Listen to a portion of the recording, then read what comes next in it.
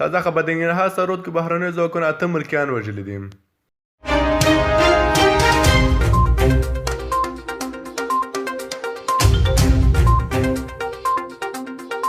سلامونه ګران دوستانو، بیا هم ویډیو ته په خیر راغلاست. ویډیو تر پایه پورې وګورئ او که چینل هم نه یې سبسکرایب کړئ چینل د سره سبسکرایب کړئ. د ننګرهار چارواکي وایي د دې ورځ په سرود ولسوالۍ کې د بهرنیو ځواکونو په یو هوایي برید کې 8 ملکیان وژل شوي دي. د ننګرهار د والي ویان عطاالله خوږیاڼي BBC ته وویل د دغه هوایي عملیاتو موخه د وسلوالو طالبانو پلټن ځای و، خو له بعده مرغه برید کې ملکیان وژل شوي دي. دوی وایي سیمې ته یې څېړنیز پلاوي لېږلي دي.